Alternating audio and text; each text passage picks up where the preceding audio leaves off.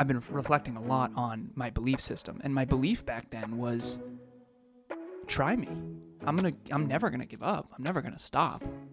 Like, you can doubt me as much as you want. It's not gonna matter. I'm right. I'm gonna win eventually. I will. Watch me do it. And that's a very powerful belief. It's a powerful belief, and anyone can adopt it. You just gotta practice it. Yeah, I think sometimes your belief in the thing is a great way to start building the belief in yourself. If you don't have belief in yourself right now, what do you have belief in that you could lean on? Next Level Nation, welcome back to another episode of Next Level University, where we help you level up your life, your love, your health, and your wealth. Today, for episode number 1918, why it's important to test your beliefs. I was on a wonderful podcast yesterday, and I realize that's how like 99.9% of my stories start, but I don't really do anything else. That's pretty much it. So you're going to have to get used to that. Please forgive me in advance. And we were talking about core beliefs, core values, and core aspirations because we were talking about relationships and all sorts of different stuff. And the host, shout out to Cody, really, really cool dude. He said, have you ever noticed somebody that gets offended when you make them question their belief? Even if it's not intentional. Never, ever. And I said, yeah, of course. And he said, why do you think that is? And I said, I happen to know everything about everything. Just like I talked about in the previous episode. I said, honestly, for the thing that jumps off the page for me, and this is the reason why consistency is so important if you want to use it in a positive way, when you believe something consistently, you take action on that thing consistently, and you get results consistent with that behavior, and eventually that belief becomes your identity. So I said, if you and I were on this interview, and you said to me, Kev, self-improvement doesn't matter at all, something would happen in my brain, and I'd have to sift through what's going on. What would happen? My brain went, you are inaccurate. Self-improvement is absolutely critical. If you I don't know. Want to live a fulfilling great life. Things would just go around. I'd have to figure. I don't know what would happen. It would just, things would get boggled for a minute, and I'd probably ask, why? Like, why do you think that? What's leading you up to saying that? I need more information. Why are we saying why? It's like saying oxygen is bad. Look what some is, definitely. You breathe the wrong. You go into a cave. You breathe the wrong air. That's it. You're done. No oxygen is bad. It's not true. I'm going to need you to look that up. This is something about me that you don't know. Let me F you up with the truth, okay? Brother. What oxygen is bad? I'm about to tell you if you let me. Don't Google it. It's Don't not Google oxygen it. Don't Google it yet. Let's say I've watched a lot about cave diving. Okay? Mm-hmm. I know some shit that you don't know that I know. Okay? Mm-hmm. Okay? Often what happens in cave diving is you'll find a pocket of air and you think it's safe to breathe. It's oxygen, son. You breathe it. It's oxygen and other stuff. Well, so what? That's my point, is that the My oxygen point isn't unsafe. still. It's the other stuff that's unsafe. Well, Methane, you know what? Or whatever. What did you just say? Methane? Methane? Mm-hmm. Why are you saying it with an accent? I have no idea. I didn't know that I did. It's called methane. I watched a film from New Zealand yesterday, so apparently they're called kiwis. I don't know. Is that bad? I don't know. I have a client from New Zealand, so Well, Brenda, let me know. I was going to say you'll find out pretty quickly whether or not it's bad. I don't think I hope so. I didn't offend anyone. I've heard a lot of people say that, but I've also heard a lot of people say a lot of dumb stuff. So that's apparently my dog, Tucker, Bush Tucker Wolf. Yeah. Apparently Bush Tucker is from New Zealand, and apparently Tucker. I found this out last night. This is devastating news. Emilia had come back from New Zealand, and she got a dog named Tucker, and apparently Bush Tucker is something that you eat in the woods. Oh. And I was like, oh my God, that's devastating news. She said, no, we're not going to eat Bush Tucker. We love Bush Tucker Wolf. So anyways, little side tangent. Cave oxygen diving, can be bad. Bush Tucker, New Zealand. Oxygen can be bad is all I'm saying. No, oxygen can't. Oxygen mixed with other chemicals. What if it's too much oxygen? Then yeah. Well, I'm gonna push a postcard over it. It's gonna say politely, "Fuck you." That's what it's gonna say. I'm gonna need you to take a science class, man. Pardon my French. I took science and was very bad at it. We used to play quarters. Remember that game? You put your knuckles on the table. Undefeated. Nobody could beat me. You could take the whole thing. There's girls watching. I'm going to win this. I'm bleeding all over the table. Doesn't matter. I need to win this. You think you were significance driven at all? I was going to say, going back to significance. Okay. So, back to where we were. I think that's why beliefs are very, very challenging to change, because eventually they become your identity. And then we were talking about, I don't know how we got on this tangent, but it was similar to this. And we were talking about how sometimes, for a lot of us, we don't even really choose our beliefs. Our beliefs are passed on to us, or somebody says you're good at math, you're good at reading, you're short, you're tall, you're strong, you're not, whatever. And then that's the belief that kind of runs you forever. And I had a thought, and I didn't get to ask this host this, but I was going to say, is it really a belief if you don't know there's any other way of thinking? Is it really a belief, or is that just reality to you? And that's my opening to this episode. This is why I loved the Hyperconscious podcast. I was the very first guest on Kevin's podcast back in 2017. Yep. March of 2017. The Hyperconscious podcast changed the way you think, changed the way you act, changed the way you live. That's right. Shout out. Hyperconscious means acutely aware, if you Google it. But the reason I loved that is because of what you just said, which is it's not a choice unless you know there's an option. Like I didn't choose English as my first language because I didn't know there was any other options. Right. So people say, well, I live in a free country. Okay. But if you didn't know that you had other options, you didn't actually choose. And my podcast way back, Conversations Change Lives, my YouTube channel, Kevin was one of my first guests. He was my first guest. One of my first guests. He was my first guest. I wanted to pull back the curtain on what it was actually like to be an engineer or a doctor or a lawyer or a nurse, because I made a decision to be an engineer on very little data. Alan, you're good at math. Engineers make a lot of money. Engineers are good at math. You should be an engineer. And part of it was the engineer MBA, Steve Jobs thing. But ultimately, when I was sitting behind a desk designing circuits at Tyco Safety Products, which is now Simplex Grinnell, I realized, this might have been a mistake. And so obviously I went a different way, product management, all this other stuff, and then I got my MBA in business. But if you don't know there's another option, it's not really a choice. And you just mentioned, is it really a belief if you don't know any different? The answer is yes, it is a belief, but it's an unconscious one that you basically can't change. So it just feels like your reality. Yeah, it feels like your reality. All beliefs feel like our reality. Until we realize they're not, and you can change them out. I don't know if this lands, but the reason why I am a successful coach is because I reprogram everybody. And I go into your software, your beliefs, and I help you see yourself, others, and the world more accurately. I've been doing that with you for 8 years now. 27 years now, yeah. It's been and we saw, if 2 episodes ago or 3 episodes ago, Kev held up a video of him 9 years ago. That version of you didn't have very solid beliefs. Your beliefs were very was rusty. Yeah, your software, it's like running DOS or Windows 95. Garbage. And I actually told Kevin a story earlier this morning. I was on my Facebook. There was a young girl who I dated, 10 years ago. And I had gotten out of a long-term relationship, and we started talking, and I just went through the Facebook because she added me as a friend. And I went and I clicked Facebook Messenger somehow, and it came up, and it was, I'm just going to look at what I was like back then. So I was 26 at the time. I was living in Worcester with my girlfriend on a lake. And at that point, it was actually my ex. And I was going through this conversation, and I was telling Kev, it is 10 years. I've updated every belief. I've updated what I believe about myself, others, the world. Like, reading that conversation was good for me. It was embarrassing because I can't believe how ignorant I was. I don't think I understood. Let me rephrase.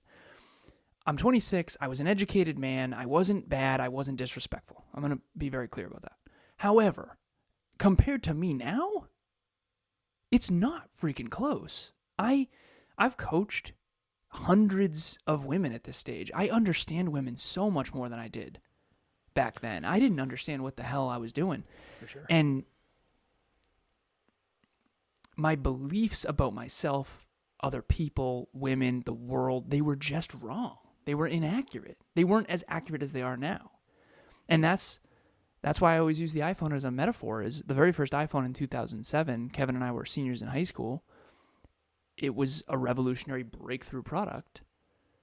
But the iPhone 14 that I have in front of me, I think the 16 is out now, that revolutionary breakthrough product in 2007, if you compare it to your phone now, would be the worst phone ever of all time. But we just don't compare that often. So we underestimate what changing your beliefs can do. If you change your belief about something, it changes everything you say, think, do, feel, and believe. And most of it's unconscious. You really want to Jeff your Saturday. You wake up and then go read some Facebook messages you sent a decade ago. That's one way to just, it's probably not a good way to start any day, but especially a Saturday. I went back to bed after that. I needed to work through some embarrassment. But I will say it did drive me because I drew the conclusion, okay, imagine what I could be at 46. Yep. And I think that was an empowering belief. It was, okay, I'm embarrassed, but imagine what I could be at 46, because I want to be 46 looking back at me now saying, oh, he didn't know anything compared to me now. I was the sad kid who, when I messaged a girl and she said, oh, yeah, no, I'm sorry, somehow my phone got attached to a rocket that could send to the moon. I didn't see your text message. It's like, oh, yeah, no, I'll just fire 5 more over. And then I would just get ghosted. It's like, the moon did it. Another rocket came down and swooped up that phone. What are the odds of that on the same day I texted her? Same day. Dog ate my phone. It was brutal. Okay, we talked about that on the last episode. Feeling significant, wanted, and belonging. Yes. And you said back then you didn't feel that way. And the way that you were meeting those needs were probably not what was best for you. Back then? No, definitely not. No. I don't know if I was really finding a way to meet that. I think I was trying. That's one of the things fitness did. One of the things fitness did was it helped me feel significant. Yeah. This is the other thing too. And we'll tie it to this. I always had a belief that even if the thing that I was doing got made fun of, but it was in the significance realm, it was worth it. I connected that dot recently. You know how I've always just like done random stuff and I didn't really care whether or not people judged it. Mm-hmm. Like I trained to be a professional fighter. Do you know how many people shit on me when I was doing that? That was like such a common thing. Yeah. But I liked the fact that it was something that was so unique that it almost didn't matter. Of course you're going to shit on me. You don't know anything about it. Of course. Of course. I think I'm going to be one of the best athletes on the planet. Yeah, no, I can understand why you'd shit on me. I remember some of the people that used to come into the gas station used to make fun of me. It's like, yeah, no, yes, because this is like a script of the movie. The small town kid who doesn't go to college, works at a gas station, then becomes a professional fighter. I can 1,000% understand why you would doubt that. Did it not affect you? No, not at that point. No. Dude, I was thinking about this recently. It's the end of the year, so we're doing a lot of reflecting. Yeah, it's about to get heavy. The next couple of weeks, it'll be heavy. For sure. Hello, NLU listener. Thank you, as always, for listening to Next Level University. Real quick, I just want to jump in and let you know about the Next Level Dreamliner. This is a journal that I use every single day. Achieve your dreams 90 days at a time. It breaks down your dreams into goals, milestones, and daily habits. We hope you enjoy it. The link will be in the show notes. I was doubted so much. I was in a therapy call with my therapist. Her name's Carol. And she had me do sort of just go down memory lane. And I have this part of me that is very driven, and it gets ignited when people doubt me. And I talked recently about the underdog and how I don't feel like I'm as doubted as I once was, so I don't feel as driven. I used to have so many people doubt me, and I was definitely bullied a ton. I mean, I brought up some memories recently where it was just simple things. Like I had a neighbor, Jeff and Zach. They were 3 years older than me, 2 and 3 years older than me. And Jeff was in my sister's grade. And they used to give me the football and say, try to get past us. Over and over and over again. Every day for like weeks. after school. And when my sister found out, she threw an ice chunk at Jeff's head, and he ran home crying, and then they called my parents, and we got in trouble. My point is, though, is I just was like, try me, let's go. And they would beat the F out of me, kind of, dude. And that was like not abnormal for me back then. But my point of all this is I've been reflecting a lot on my belief system. And my belief back then was, try me. I'm never going to give up. I'm never going to stop. Like, you can doubt me as much as you want. It's not going to matter. I'm right. I'm going to win eventually. I will. Watch me do it. And that's a very powerful belief. It's a powerful belief, and anyone can adopt it. You just got to practice it. I don't know where I didn't choose that. I wasn't like, oh, I'm going to reprogram myself to never give up. I just had that somehow, and I never lost it. And I think now, I'm 36, and I have this magnificent life, and it's very different than where I came from, and that's a understatement. Slightly. A little different. Yeah, slightly different. And the truth is, it wouldn't be if I didn't have that belief. So let's go back to the basics here real quick. What do you believe in? What are your beliefs? And what is the belief that's not serving you? Because if you don't have that belief in yourself or in your potential or in the potential of the future, it is affecting you. Yeah, I think sometimes your belief in the thing is a great way to start building the belief in yourself. If you don't have belief in yourself right now, what do you have belief in that you could lean on? I think I connect to this when you were talking. I think the reason when people doubted me for stuff like that is I've always had a very high level of belief in what I could do physically. Yeah. I've always, because I remember that ignited me. I would go for runs after work. I would do sprints. I would go to the gym and lift heavy. It's like, okay, you don't know what the fuck you're talking about. I remember, Kev, I can run a 6-minute mile. I was like, dude. A little arrogant. A little arrogant on him. It's good, though. Hey, at least you tried. Almost killed me. Yeah. He made it three laps around the track. 3 laps, and then in your defense, we lifted for 2 hours before that. But I appreciate that, but that had no bearing on my results. Thank you. But it wasn't going to matter. To your point, that self-belief in physical feats was what you were focused on. Well, imagine if you believed in yourself to that level intellectually or business-wise or podcasting. I mean, yeah. I've told this story occasionally, but I remember, so I wanted to be a wrestler when I was younger. And like Hulk Hogan. Like Hulk Hogan. More the Ultimate Warrior. Hulk Hogan was kind of a buffoon. But I remember they used to hit each other over the head with folding chairs. I didn't realize at the time that the chairs that they use are like made for that. Didn't know that. I didn't know that. This is why fake entertainment is dangerous for kids. But my cousin hit me over the head with a very heavy metal folding chair more than once. Mm-hmm. And I can like feel it right now. It's like your neck stiffens in your jaw. It's like, whoa, that was a good one.